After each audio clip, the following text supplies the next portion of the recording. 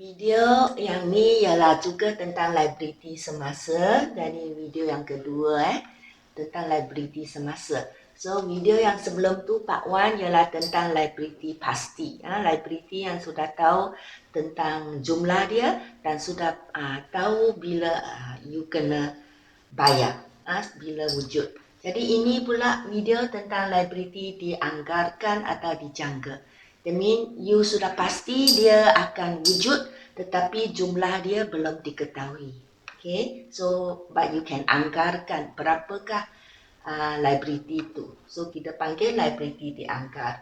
So hari itu cikgu kata salah satu contoh yang biasa keluar dalam exam ialah liability dianggarkan ialah warranty produk.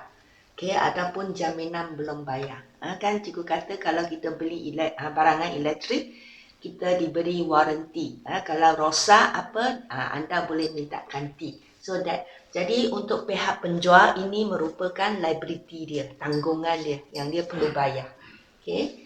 Dan ini dipanggil liability semasa kerana dia perlu bayar dalam jangka masa yang pendek lah.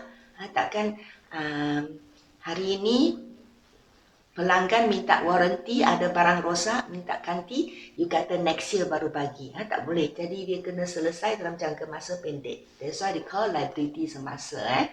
So yang ni penerangan dia, warranty produk atau jaminan belum bayar. Ada buku lain tulis macam tu. Nama jaminan belum bayar. So apabila syarikat memberi warranty produk, memberi jaminan kalau barang rosak, dia boleh ganti. Okay, ini bermakna syarikat dalam menjangka, sudah dapat anggarkan, perlu menanggung kos mengganti produk yang rosak atau cacat. Bila pelanggan buat tuntutan, dia perlu ganti dengan serta-merta. Okay, in a few weeks or 1 month time.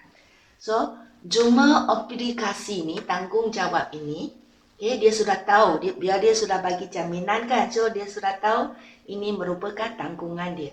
So, cuma tanggungan ni atau aplikasi ni tidak diketahui bila masa dia akan wujud. Okay, we don't know. Maybe, but kita anggarkan dia akan berlaku untuk tahun ni.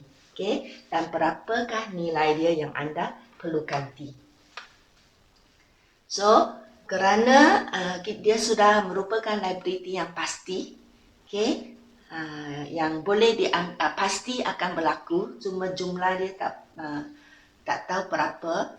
So, syarikat akan memperuntukkan sejumlah wang untuk disimpan, diguna sebagai cost warranty. So, you know that dia akan sure berlaku, but it just you don't know the jumlah. So, what you can do is you keep aside some money for that purpose. Okay.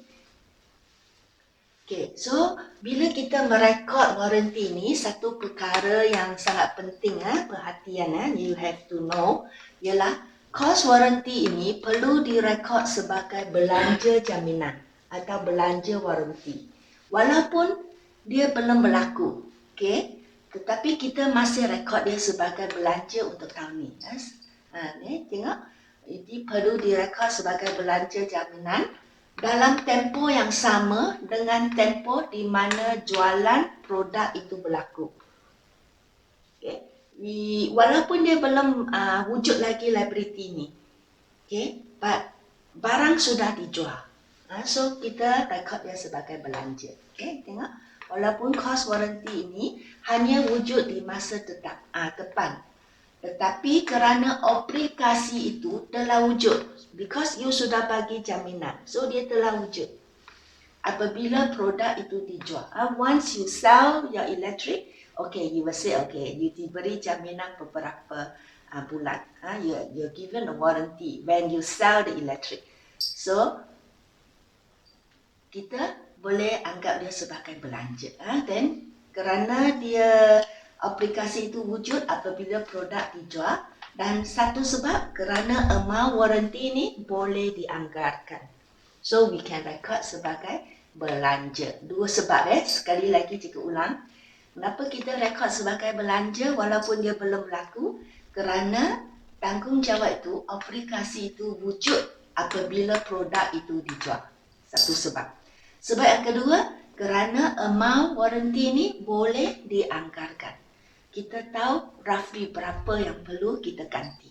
kepada pelanggan. So kita boleh rekod sebagai belanja. So ini adalah selaras. Kenapa kita buat macam tu, rekod macam tu? Kerana dia memang mematuhi atau selaras dengan prinsip pemadanan. Di mana jualan, kan katakan kita jual 100 unit produk sekarang, jualan dipadankan dengan belanja jualan pada tempoh yang sama. Okay, kita jual sekarang and now I give you the warranty. I bagi you jaminan. Kalau rosak, you akan diganti alat tu. So hasil jualan and belanja jualan dianggap berlaku pada masa yang sama. So let's say you jual 100 unit elektrik, barangan elektrik. So you anggarkan daripada 100 unit ini 10% of it yang ada cacat, okay, mungkin akan rosak. So you can anggar about 10 unit yang akan rosak, you perlu ganti 10 unit itu. So kita anggap berlaku pada tempoh yang sama kerana you jual pada masa ini and you bagi jaminan sekarang. So it can record as belanja. Okay, so see, jadi cost warranty boleh rekod sebagai belanja pada tempoh sekarang, walaupun belum berlaku.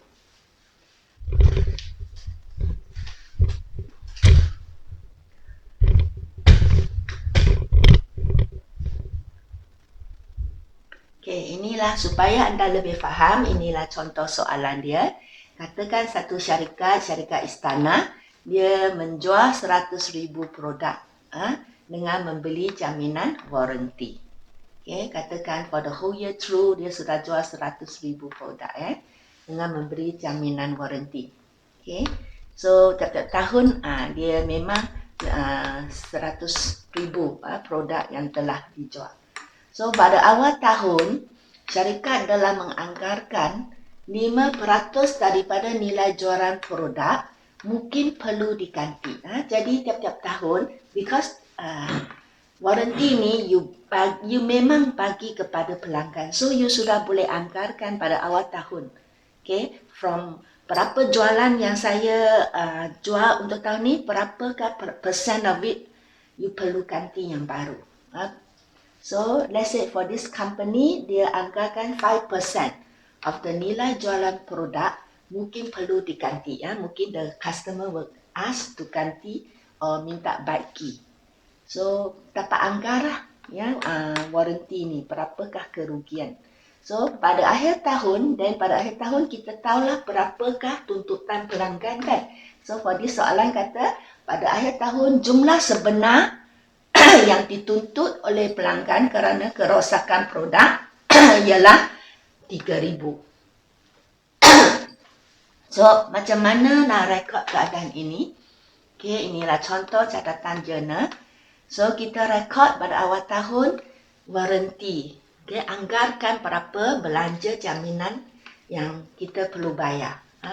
So just now kita katakan walaupun belum berlaku, kita boleh rekod sebagai belanja. So kita pun debit belanja warranty, belanja kan debit. Okay, debit belanja warranty ataupun belanja jaminan 5% of 100,000. So is 5,000.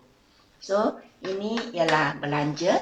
Dan catatan bergu dia ialah kita kredit account peruntukan liability warranty. Because ini belum berlaku kan, so we keep aside the money. When we keep aside money, kita akan letak dalam account peruntukan. Okay, macam peruntukan hutang ragu. Peruntukan susun nilai terkumpul. The money that we keep. That's why we give a nama account peruntukan. Jadi peruntukan ni the money that you keep for warranty. So we give a name peruntukan liability warranty. So debit belanja warranty, kredit peruntukan liability warranty. 5,000, 5,000. So you keep the money in this account. Okay, and this belanja akan rekod di penyata pendapatan nanti. Okay, so merekod belanja warranty. Dan pada akhir tahun kita sudah tahu kan, tadi soalan kata ada 3,000 yang rosak kan. Pelanggan sudah minta ganti, so you sudah pun bayar ataupun ganti the alat yang sudah rosak. So kalau sudah ganti, the money that you keep akan keluar. So tadi sudah kredit, bila you keluar dia debit lah. So kita pun debit peruntukan liability warranty 3,000. Dan kita kredit kalau ganti dengan tunai, kita kredit tunai. Atau kalau kita ganti dengan stok yang baru, okay, dengan spare part. Okay, jadi kita adanya keluar dari warehouse. So warehouse ini diwakili oleh satu akaun inventory alat ganti dan perbaikan. Kita pun kalau keluar tunai, kredit tunai. Kalau keluar barangan ganti dari warehouse, kita kredit akaun ini, inventory alat ganti dan perbaikan 3,000. Okay, so mereka pembayaran warranty. Okay, jadi supaya anda lebih faham, cikgu sediakan akaun ini. Inilah akaun peruntukan liability warranty. Pada awal tahun kita rekod sebagai belanja dulu, okay, mematuhi prinsip pemadanan. Dan akhir tahun kita sudah tahu actually 3,000 saja diperlukan. So you keep aside 5,000 and actually you keluar ni 3,000. Kalau dia keluar inventory lah. Okay, kalau tak keluar inventory, you letak bank. Okay, so this one you can either inventory or bank. So 3,000. Then balance yang masih tak dipakai ialah 2,000. So you bring to next year. Credit side also kerana dia merupakan hasil money that you keep. Okay, then this one credit side kita rekod sebagai liability semasa di PKK. Kerana this money selalu be there untuk tuntutan pelanggan. So it's liability semasa. You have to selesai dengan cepat. So this paki adalah sebagai liability semasa di kunci kira-kira.